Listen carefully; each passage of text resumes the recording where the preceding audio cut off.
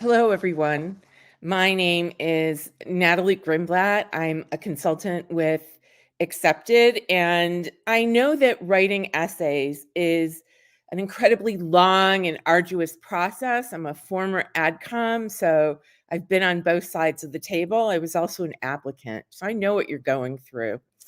You really only get 5 seconds to hook the reader, the AdCom, into wanting to read more with your application. And you get, I don't know, 2 to 900 words, depending on the school, to set a strong narrative in business school admissions. And so you need to make sure that you're going to show them that you fit. So what I'm going to do over the next few minutes is we're going to go ahead and talk about what the blueprint for success is. And I'm going to read to you some essays from Harvard, Stanford, and Wharton that actually worked. So if that makes sense to you, that's perfect.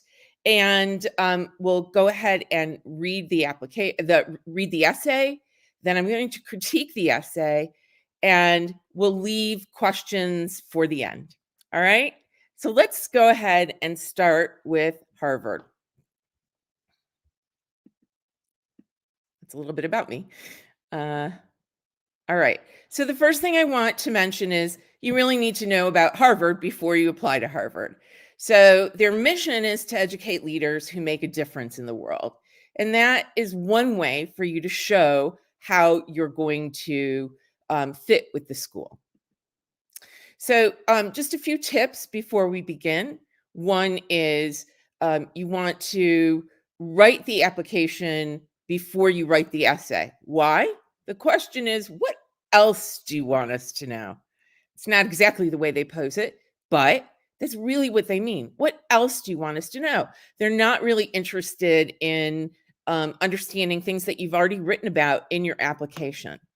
So make sure that you write that application, every bit of it, before you even sit down to write your Harvard essay. I also want you to reflect on your unique value proposition. What are you going to be able to offer to your classmates? Why would they be better off by having you in the class? And you need to tell a compelling story with a hook that drives the narrative throughout the essay. Okay. The final thing that you need to do, and this is with every essay, you need to show self-awareness and growth. So let's go ahead and look at a winning Harvard essay. All right. As I stand there, the last line of defense between the soccer ball and the goal, I can only think, nothing is getting by me. I say this out loud under my breath. I know that up until now, I've done everything I can to prepare for this moment. The only thing I have control over is how I mentally approach the game. I know this is my advantage. Some people call me crazy for having chosen the position of goalkeeper. I was the last line of defense. Any mistake could mean a goal for the opponent, no matter how small. But I thrived in this role. I thrived on the pressure. Although I may have only touched the ball once, my position required focus for the entire game. As the only team member with the view of the whole field, I loved the role I played in directing and managing the defense. I relished having the ability to reset the tone when needed. Most importantly, I loved rising to the occasion every time I stepped onto the field to uphold the trust my teammates placed in me as the last line of defense. When I pursued a role in investment banking out of college, yet again, some people called me crazy. It was a high stakes, high pressure environment, notorious for enormous demands for analytical grunt work. But I thrived in this role. I thrived under the pressure of being solely responsible for closing $500 million deals in the 1 hour post market close. I welcomed the challenge of mastering new materials and skills I had never been exposed to. I love the analytical rigor of building a securitization collateral pool from hundreds of thousands of loans that would have maximized the issuer's proceeds. Most importantly, I loved rising to the occasion and upholding my senior banker's trust daily to provide our clients with the highest quality analysis and service.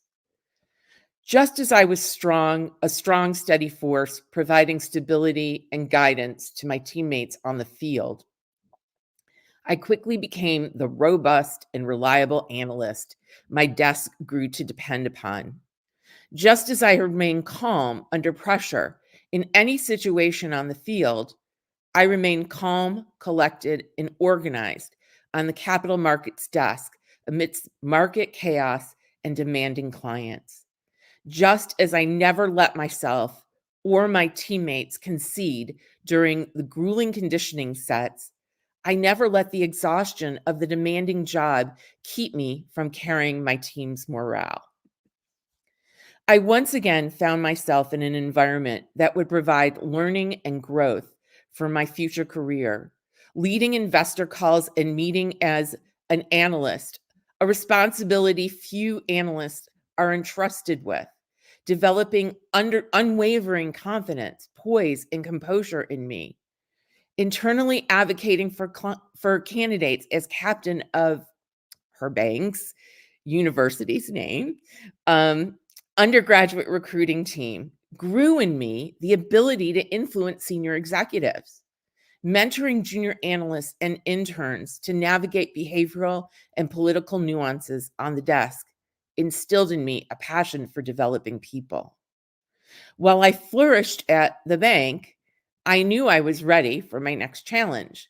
When I decided to leave my steady, secure job in investment banking for a role at a tech firm that had recently gone public, yet again, some people called me crazy.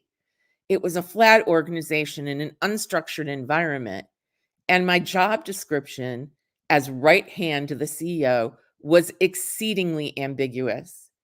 But I thrived in this role.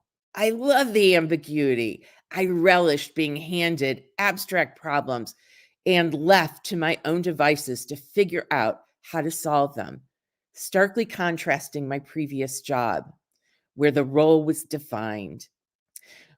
With my unique view of all aspects of the company, I love my role in connecting the dots across the business and empowering others to make smarter, faster decisions with the information I could lend. More importantly, I loved rising to the occasion and upholding the CEO's trust every day to do everything in my power to make him and the company successful.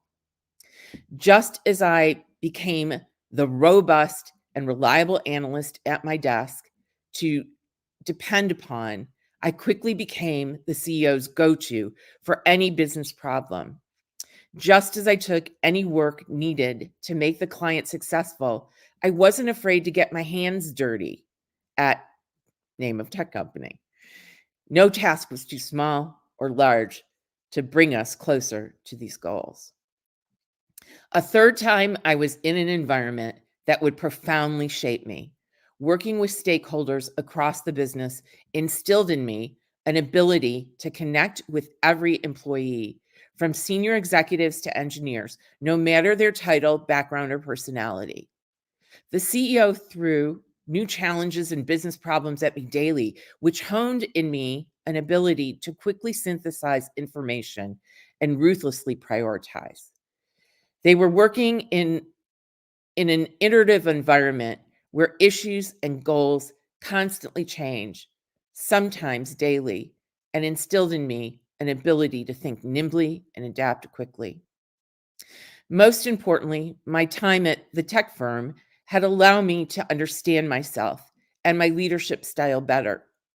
Each opportunity has been insightful, from leading the name of a team that she led in strengthening our client relationships and thought leadership into putting on a spectacularly produced company-wide strategy kickoff.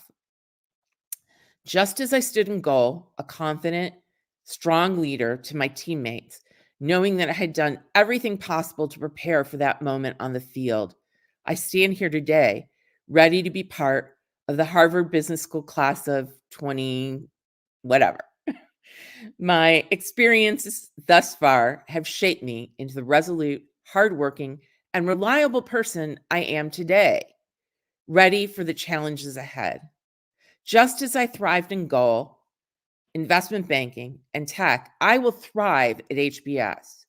Just as each environment played a critical role in shaping me into the person I am today, HBS will profoundly shape me in the person who I will become, the person I will become, and the business leader. Just as I left my mark on the field, at the desk, and in the unstructured work environment, I will leave a lasting effect on the school, my fellow students, and my future colleagues. While I don't believe anyone will call me crazy for wanting to attend Harvard Business School, I am confident that I will thrive in this role as a student, instructor, and leader.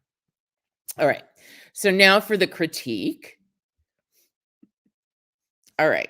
So, what I think about this essay is that it really presents a strong narrative. It demonstrates her resilience, her adaptability, her leadership through various stages of her life. And it, discusses her college roles, her athletic roles, her professional roles, and it takes us through several analogies. I mean, she uses the main analogy of sports, of being the goalkeeper on a soccer field, and takes that and weaves it through investment banking and technology roles, and it showcases her growth and her skills. I know that some people, and I know this because we use peer review at Accepted, but some people didn't like the repetition. I loved it. I love the cadence and the rhythm the repetition offered, and it drew me into the story more deeply. And it obviously drew Harvard Business School into the story more deeply. Um, it takes a particular skill to be able to do that. So if you think repetition's going to do it for every essay, it's not. It's definitely going to do it for an essay where you have the skill to be able to do it and can show some cadence. The other thing that I liked is that the narrative aligns really well with the values that are appreciated at HBS. She talks about leadership, she talks about impact, she talks about the ability to thrive in challenging environments. In terms of a wish list, I wish we had room to explore how these experiences have shaped her values, her leadership style, or her perspectives. What you'll also notice as she didn't talk about why HBS so much. She just talked about wanting to go there, and that's okay. You do have the opportunity to talk about your goal in the application, but HBS is HBS. And do they ask, why you're interested in HBS? They do not. And so you don't really have to go into that. And she didn't. Some of my clients do. We don't do it for very long, but I just want you to know that with HBS, it's really about what you bring to the school. Okay. All right. We're going to go ahead and take a look at Stanford now. All right. So Stanford GSB's mission is to create ideas that deepen and advance management understanding, and with the ideas, develop innovative, principled, and insightful leaders who change the world. And most of you will already know that Stanford's tagline, to change lives, change organizations, and change the world, is really what they live by. So your essays need to reflect that. Here's some tips about the What Matters Most essay. That is a really difficult essay to write. It's probably as difficult as this very open-ended Harvard essay. So, what do you need to know in order to attack what matters most to you and why? Well, one of the things you should know is that you should not be talking about your accomplishments in what matters most. It's not really an accomplishments essay. And in fact, former admissions directors at Stanford have stated to us that the reason they added the optional essays is so that applicants have the opportunity to discuss their accomplishments. They want what matters most to be a deep, meaningful conversation about who they are, what motivates them, what their values are, what drives them, and it needs to show your self-awareness and growth. One more thing, the why is way more important than the what. So let's move on to a Stanford What Matters Most essay, also redacted. I focused on the window at the tarmac below. At age 16, I was alone, anxious, and afraid to tell the passengers on either side of me that I would be entering a new world alone. Flying from my home in a developing country to a developed city, I started my journey into adulthood with only a few $100s and 2 duffel bags of clothes. It would be long before I could see my family and friends again.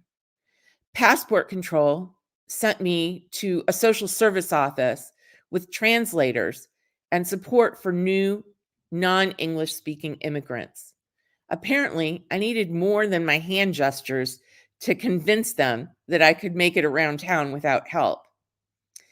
Despite my jet lag, the office gave me an English literacy exam and assigned me to an ESL program.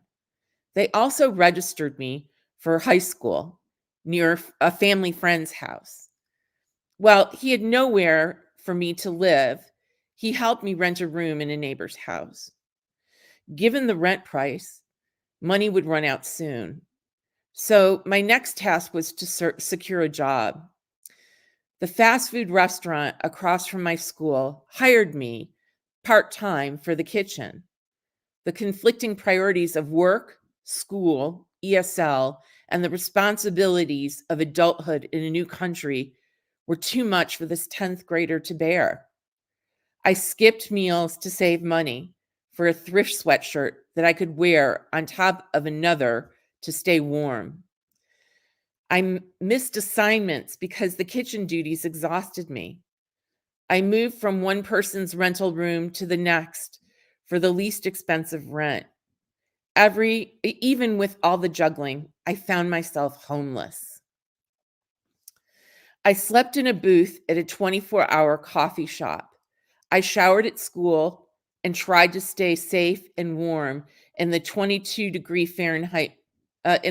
below degree Fahrenheit weather. On those nights, I thought about giving up and returning home. My financial burden had pushed me into a corner. I ran out of options and took a full-time overnight shift at a fast food restaurant from 10 p.m. to 6 a.m. while attending school at 9 a.m. Although difficult to handle, this decision was a turning point in my story.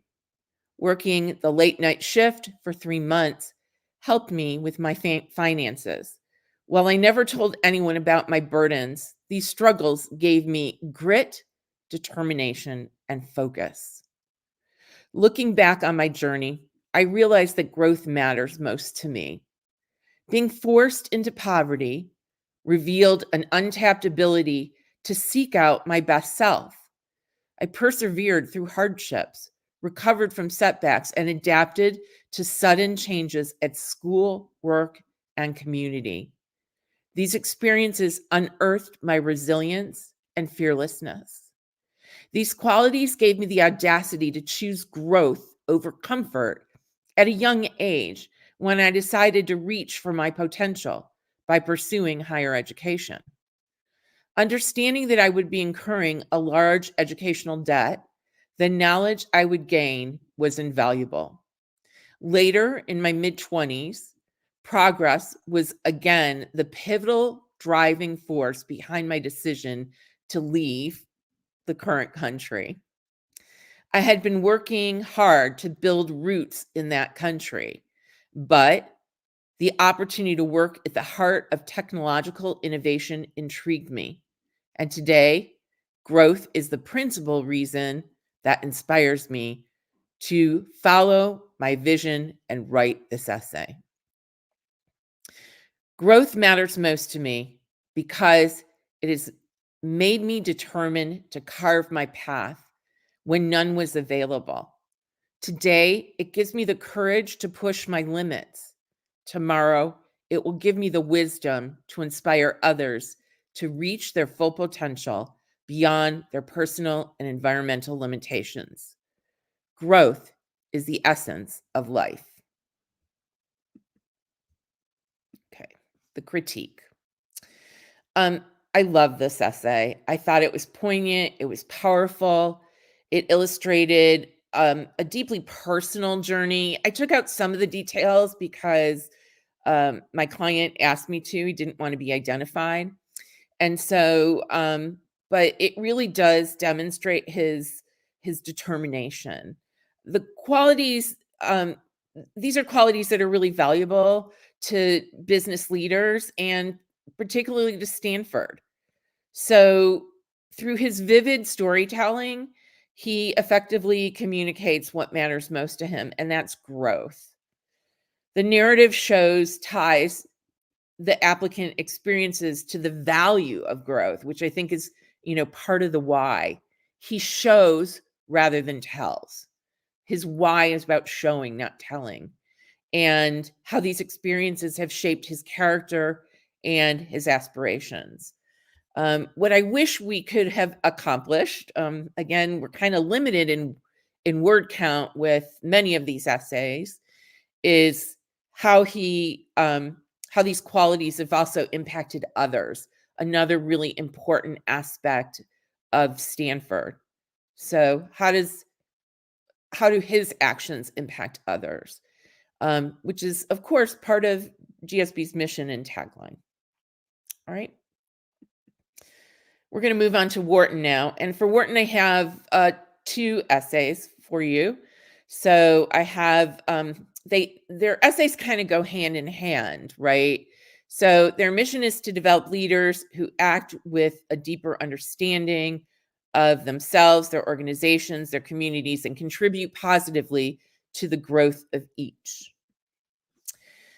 What does Wharton do well? Well, Wharton incubates ideas, they drive insights, and they create leaders. So here's some tips for Wharton. The 2 essays really do go hand in hand. One is what will you gain from Wharton? And the other is what will you give to Wharton? So before you sit down to write Wharton's essays, know that they really respect people that are data driven. The school is very data driven. They're also very team oriented. They do the team based discussion for their interview. It's not really an interview, it is actually a discussion, and we do a great training for that at Accepted. And what I want you to do is actually start essay 1 with the top 3 things that you hope to get out of the program, and then build it out from those 3 things. What are the top 3 things?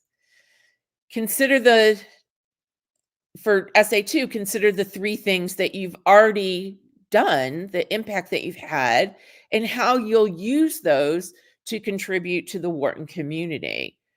So think about it as, just as I was able to do this at work or at school, I will be able to do this at Wharton, and think about the initiative or the team that you want to add value to.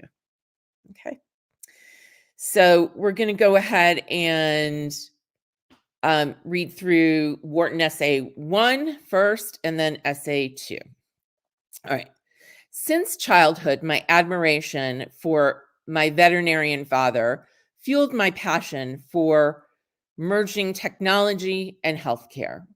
While Dad focused on animals, my interest gravitated towards the human side, leading me to create an app for diagnosing Parkinson's disease using voice. This marked the inception of my journey into the intersection of technology and healthcare. My immersion deepened during a semester abroad in Southeast Asia, where I encountered a professor who shared my enthusiasm for medtech. She recruited me to become the 5th employee at, name of her company, the health tech startup she founded. Quickly progressing from software engineer to an associate product manager, I co-led 2 9-person teams in developing virtual agents for the growing elderly population facing neurodegenerative diseases. The impact of our work extended to over 50 nursing homes, reaching approximately 30,000 plus seniors. The subsequent acquisition by a particular PE firm underscored the transformative power of our collective efforts. After 3 years of navigating incubation and acceleration, I now lead product strategy for a Series B startup. Yet, I often wonder, how can I amplify my impact? The answer lies in the vast potential of the medtech sector, exemplified by the $2.8 billion venture capital investments reported by Med City News in 2023. I aspire to contribute to the well-being of individuals by investing in health tech startups, initially as a VC associate and eventually as a founding partner of my VC fund in Asia. The Wharton MBA's analytics and data-driven mindset and unmatched leadership opportunities. I think I probably left off a phrase. I apologize for that. Learning from Professor Luke Taylor in the Venture Capital and Finance of Innovation course will help me discern how to value tech-intensive healthcare startups. Armed with this knowledge, I can return to Asia with a clear understanding of how to best invest in the industry's future. Moreover, courses such as Professor Lawton Burns' Healthcare Management and Strategy will provide me with crucial insights into competitive advantages in healthcare and factors that differentiate successful organizations from those that falter.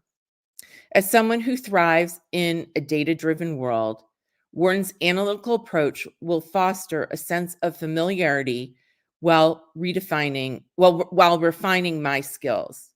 Courses such as Venture Capital and Finance of Innovation are integral to transferring my entrepreneurship and product management skills into venture capital. Additionally, electives like Management and Economics of Pharmaceutical and Biotech Industries and Healthcare Entrepreneurship will deepen my industry-specific expertise and provide me with a tool set to evaluate innovative health tech models. As a future VC partner, the executive coaching and feedback program and managing the emerging enterprise will equip me with the mentality to help founders navigate uncharted waters as leaders for early to mid-stage investments. Wharton would help me achieve my long-term goals and grow me as a leader, innovator, and change maker. Now for essay 2.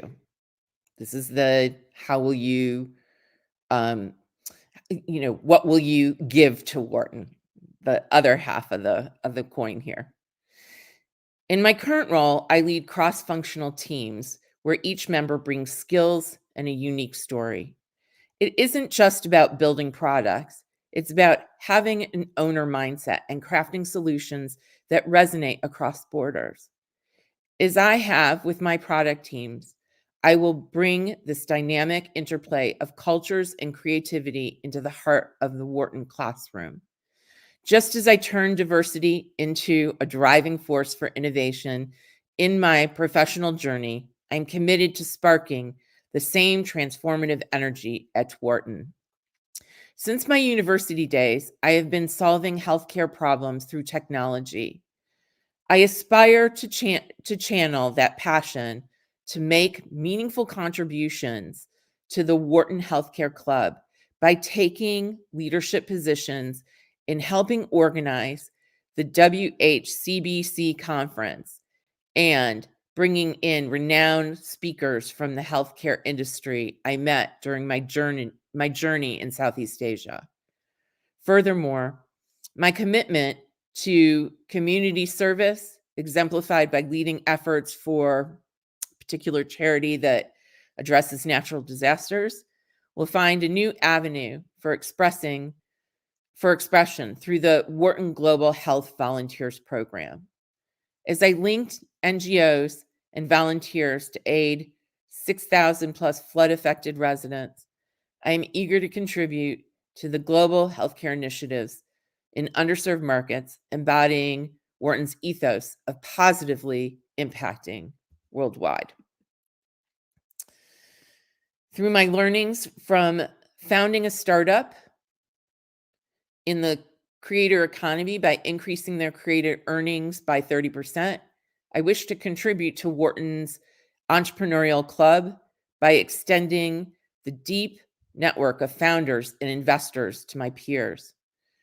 I've built in the SCA region, having used blockchain extensively while building name of his startup, and my ties to the gaming community. I will add value to the Penn Blockchain Club by hosting information sharing sessions and hackathons, and extending my technical expertise to facilitate startup discussions to solve real-world problems using blockchain. I've worked in product development and management for some years now. I have built products, launched businesses, and helped establish products grow their user base and double their revenue. I've led product expansion via go-to-market initiatives in differing countries and bring breadth of experience, not only limited to product, but also in marketing, sales, and tech, which has made me grow as an overall leader. I wish to contribute not just in the classroom, but to the entire Wharton community by offering my unique perspective and uniting people to form a stronger Wharton community, working towards a positive change in the world. Okay, now the critique. All right, essay 1, I thought offered a very clear path to becoming a VC associate. He starts out with his story, his background, how he got to where he is today, and why he wants to move into venture capital, and how Wharton will help him get there.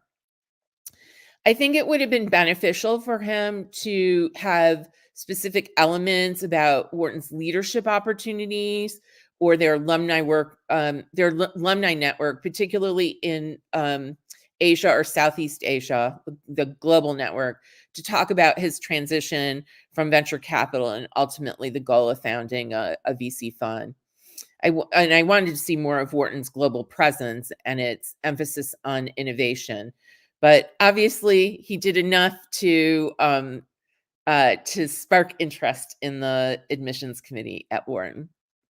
With essay 2, the applicant clearly articulates the vision that he has for leveraging his background. I mean, he talks about these accomplishments and how he'll be able to use them. He did use the just as, oops, sorry, I went ahead. He did use the just as example. So just as I was able to do that, I'll be able to do this at Wharton. And that worked for him with this essay. So I like that very much. But I would have liked to seen a little bit more about how he succeeded in new cultures, because he's lived in various cultures, and that's also, the globalization is also really important to Wharton. So that would have been really great. Okay, so one of the things you can see from all 3 of the essays is that they offer a narrative that hits the ground running quickly. They have a hook. All 3 examples, all 3 different applicants had hooks to their essays. So you need to hook them really quickly. They have demonstrated that they are able to share the values of the school. Point 3, these are just final words of advice for application itself. But number 3 hits home in terms of what you're able to do with the essays. And number 4, probably the most important for all 3 schools, is that they were able to establish the ability to contribute distinctively. What do you have to offer your classmates? What do you have to offer the community? Okay. So those are my final words of advice. I loved working with all three of these clients. I'm so proud of all three of them. They all got into their top choice school. So that makes me very happy as well. And I want to help you do the same. So I'm here to take some of your questions. And I will go ahead and read them. We have quite a few. So happy Monday to you as well, Christina. And um, let's see. Questions. So for which prompt is this? I'm not exactly sure which. All right. So we had the Harvard prompt. The Stanford prompt was what matters most. And I used both prompts for Wharton, Serge. Is it okay to write, so from Busan, is it okay to write a straightforward essay to demonstrate my ambitions and goals instead of turning into Shakespeare? Well, I don't think anybody turned into Shakespeare. Yes, you can definitely write a straightforward essay as long as the essay connects with the applicant or with the reader, sorry. So if the applicant's able to connect with the reader and demonstrate why they're a great fit for the program, I think you're going to add tremendous value. Okay. So if that makes sense to you, then absolutely. I have more examples of straightforward essays. I happen to come from a writing background and a storytelling background. So for my clients, we try to mold it into something that's a little bit more interesting. I will tell you from my perspective as a reader, after reading I don't know, 50 applications in a day, 100 applications in a day. Never really read 100 in a day, but 50 applications in a day. The ones that really stand out are ones that really can, tell their story well. So, do you have to be Shakespeare? No. Can you be straightforward? Yes. But you still have to have all the elements in there that would help the reader understand how well you fit in with the school. Okay. Let's see. Why is it so difficult? Why Wharton, Harvard, Yale, Stanford? Why is it so difficult to get in? This is from Sashikant. So why is it difficult to get in? I'm assuming is what you want to ask. So they're the most selective schools. I mean, Harvard, Stanford, Wharton are the most selective schools. And so they have the most applications. They can pick and choose. And so writing those essays are a challenge because it's one of the ways you differentiate yourself. I will tell you that, again, from my perspective as a former AdCom, probably 80 to 90% of the candidates that applied to my programs would be fine. They'd succeed in the program, at least academically. And so if we're picking the very best class, then we're picking the people that stand out the most and will be able to contribute the most. Essays give the essence of how well you'll perform after business school. Are you a strong communicator? This is one of the things that you're going to need to do as you move forward post business school is really tell your story. Tell your story to investors, tell your story to clients, tell your story to other people in your organization to make sure that you're getting the most out of that experience and that you're optimizing value for your company or your fund or whatever it is. Does that answer your question? I hope it does. If not, you can always contact us at Accepted. I'm Natalie at Accepted. Here, I'll just move on to the next slide, actually, so you can see contact info. So you can get a free consultation. We give 30-minute complimentary consultations. I'm happy to do that. All you have to do is go ahead and sign up. And I'm happy to talk to you about um, what it takes to make your essay, as a colleague of mine used to say, sing. It needs to sing. It needs to stand out. Okay. All right. So from CA, from I wouldn't I don't know. Coming from a non-business background, should prompts be tied to limited experience one might have in business or lean into personal growth or experience? That's a great question. And um, I think that it really depends on what your experience is. So non-business, I think you're going to have to show growth and why you'd be a great business leader. You are applying for business school.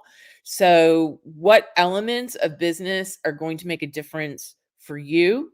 Um, and how have you been able to utilize some of those elements in your non-business career towards business?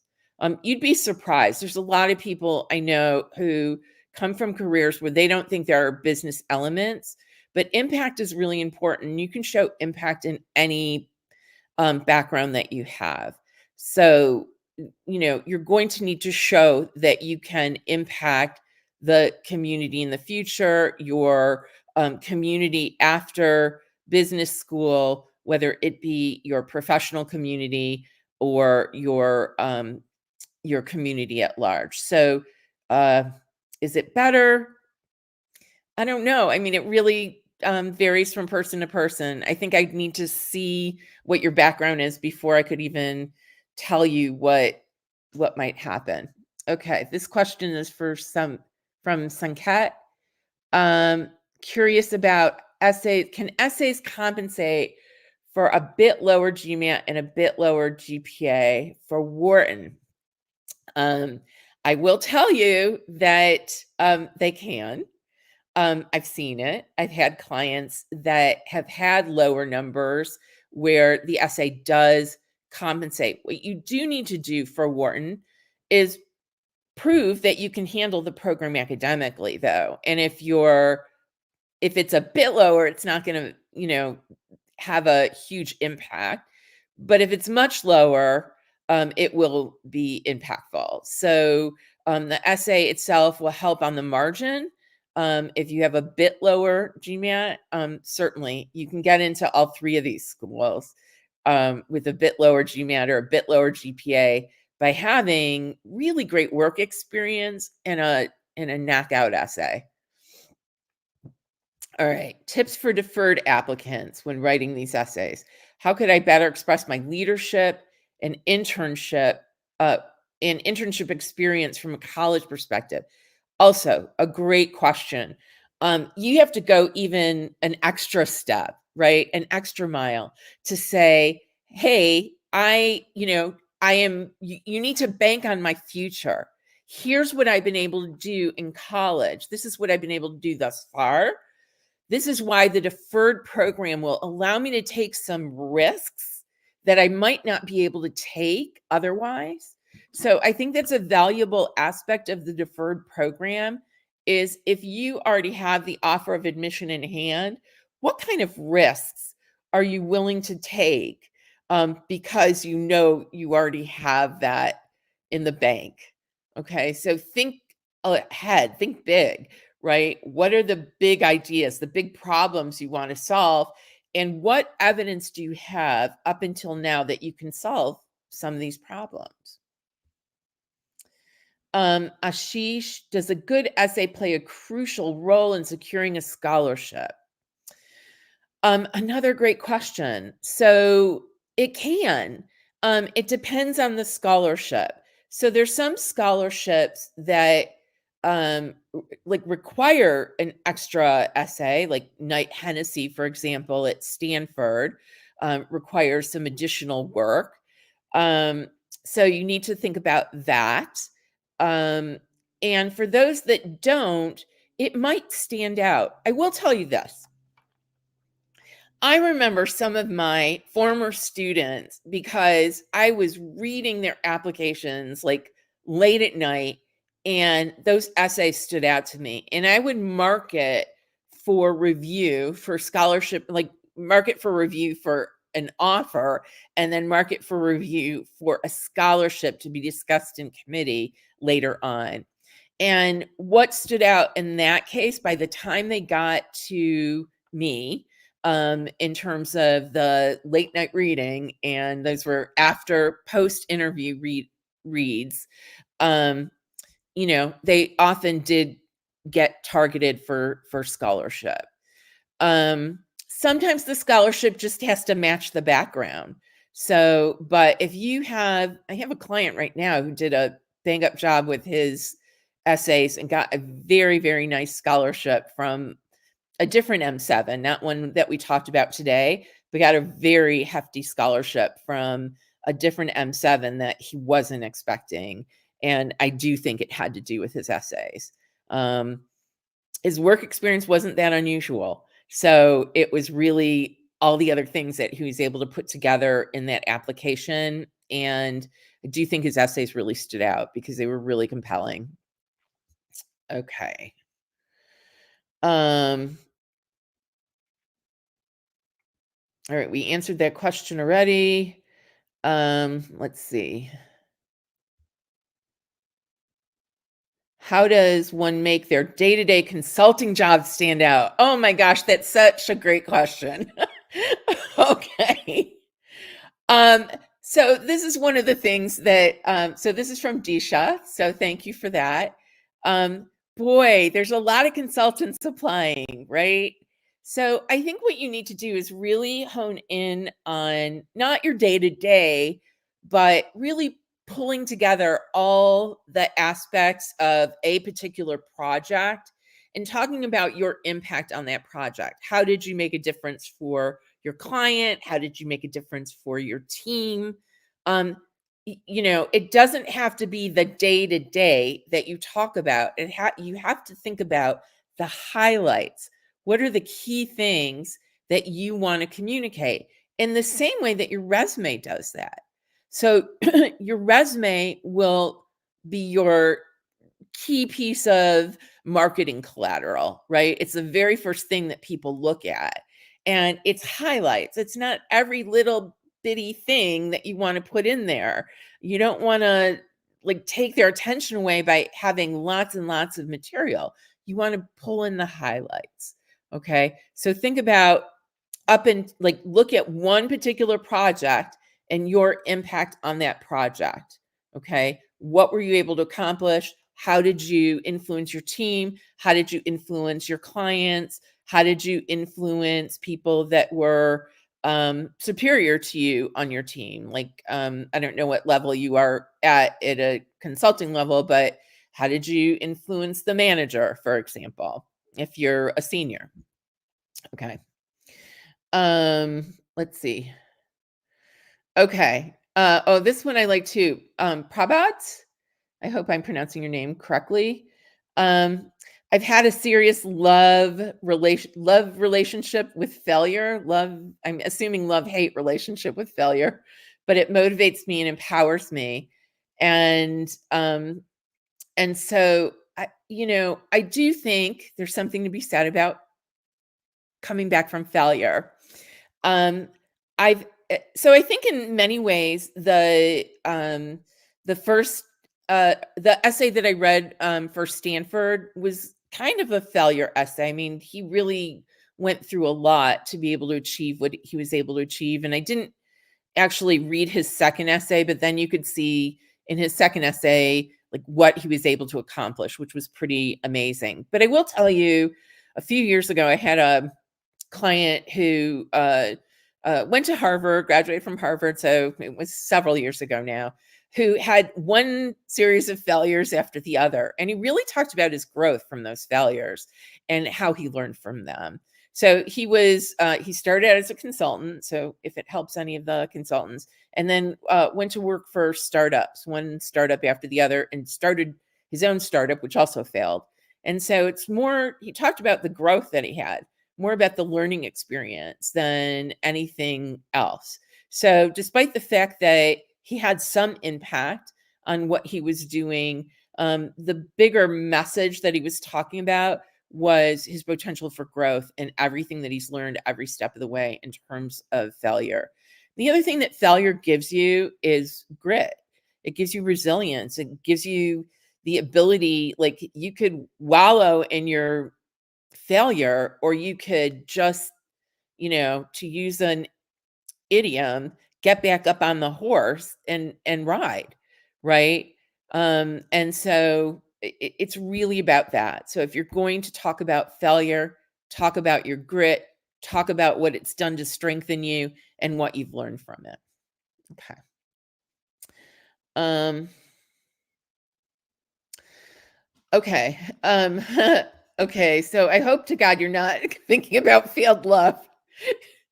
Keep love out of the essays. This is a business school essay. It's not really showcasing you.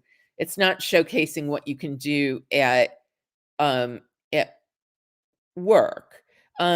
Yes, essays can be very personal. I had somebody that a few years ago also went to Harvard who talked about a very personal and trying childhood that nobody would want to experience.